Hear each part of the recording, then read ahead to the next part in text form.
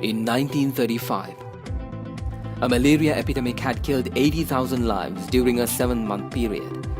It was the British colonial administration who took steps to control the gravity of the situation and further considered on a volunteer organization for a long-term response for this and similar situations, which was ultimately resulted in the formation of Ceylon Red Cross Society. Individuals such as Dr. Burcliffe, Director of Medical and Sanitary Services, Lady W.M. Stubbs, wife of Governor Sir Edward Stubbs and the first Honorary President, Mrs. R.S. Spittle, the first Honorary Secretary, and Sir Oliver Gunathilaka, the first Honorary Treasurer, in July 1936, with direction of the Colonial Office, the Society was attached to the British Red Cross Society and named as the Ceylon Central Council branch of the British Red Cross Society, as Ceylon was a British colony and there was no right to use the Red Cross emblem otherwise. In 1943, a large sum of money was sent to Bengal in assistance of the people affected by famine. These noble causes brought all and every leaders in Ceylon, irrespective of other challenges, to re-establish Sri Lanka as a sovereign state. In the early era, Mrs. Sirimavo Bandaranaike, the world's first woman Prime Minister, was the first Honorary Secretary of Colombo District Committee. Sri Lanka Red Cross Society was born on the shoulders of noble volunteers. With volunteer involvement, a hospital supply association was formed. System of first aid post was organized. Colombo Division of Volunteers worked at the General Hospital during a strike of hospital attendants. After gaining independence, the Ceylon Central Council branch of British Red Cross Society was dissolved on 31st March 1949. The very next day, on 1st April 1949, the Ceylon Red Cross Society was formed. On 27th of November 1951, by a royal decree of His Majesty King George VI of England, the Ceylon Red Cross Society was incorporated into the Constitution. In 1952, at the recommendation of the International Committee of Red Cross, the League of Red Cross, now known as International Federation of Red Cross and Red Crescent Societies, recognized the Ceylon Red Cross as the National Society of Ceylon at its 22nd session of Board of Governors meeting at Toronto, Canada. The freshly formed Ceylon Red Cross Society was in the forefront of delivering humanitarian assistance. An orthopedic clinic and 5 static first aid posts functioned at the funeral procession of late Honorable D.S. Senanayake, first Prime Minister of Sri Lanka. Blood donor recruitment services inaugurated in 1956 by us became the first initiative for a blood bank in Sri Lanka.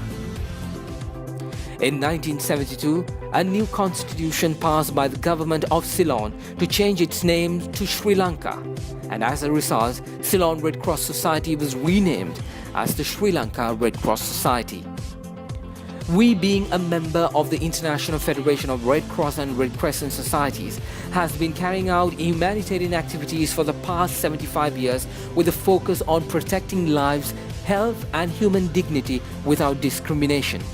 Today, we are the largest voluntary organization with a strong volunteer base spread throughout the country through a network of 25 branches with divisions and units spreading down to the grassroots levels. Our strength is in the thousands of volunteers, members and youth members who are ready to dedicate their time, skills and effort in providing relief to those affected by disasters at various times. Our vision is to conquer vulnerability created by humanitarian emergencies and promote humanitarian values. The mission is to alleviate the suffering of the most vulnerable while adhering to the fundamental principles of humanity, impartiality, neutrality, independence, volunteer service, unity and universality. The tsunami of 26 December 2004 presented a major challenge to our society. Within minutes of the tsunami, we immediately deployed thousands of volunteers across all tsunami-affected districts, helping to rescue people, providing first aid, transporting injured, retrieving and transporting the dead, as well as providing food and non-food relief items to those affected. In response to a request made by the then Honorable Prime Minister and present President, His Excellency Mahinda Rajapaksa, the Red Cross movement pledged to construct 35,000 houses to tsunami-affected families. All Red Cross houses are constructed to high standards with the emphasis of rebuilding communities that lost everything. We also signed MOUs with the government of Sri Lanka for hospital reconstructions. These included 21 major projects at a cost of 4,066 million rupees and 56 minor projects at a cost of 845 million rupees. At the end of the tsunami operation, the Sri Lanka Red Cross Society, with the assistance of the movement partners, has served a total of 2.2 million beneficiaries, which includes 188,000 with access to improved water and sanitation at a cost of over 4 billion rupees, 464,000 with healthcare services and infrastructure at a cost of 6 billion rupees, 89,000 with shelter and housing, 78,000 with livelihood support, and 371,000 with emergency disaster relief. In recent times, we began our quest to rebuild the lives of the most vulnerable who now are returning to the north of Sri Lanka after a 30-year-old war. As services are ongoing, we have pledged to build 5,000 houses in this region. With the dedication of our volunteers and the overwhelming support from our partners and donors, the Sri Lanka Red Cross Society stands committed to serving the people of Sri Lanka.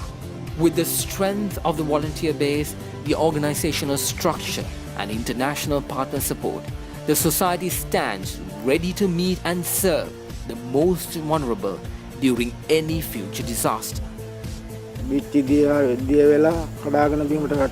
ගෙදරට ගාවට එනකොට ගෙදර තිබ්බ තැනක්වත් තිබුණේ නැහැ. ඒ වටේ උලාවේ අස්තිරෙන් නැතුව වගේ ගියා. ළමයි මගේ දුවන්නෝද පේකිය කොටා දුව.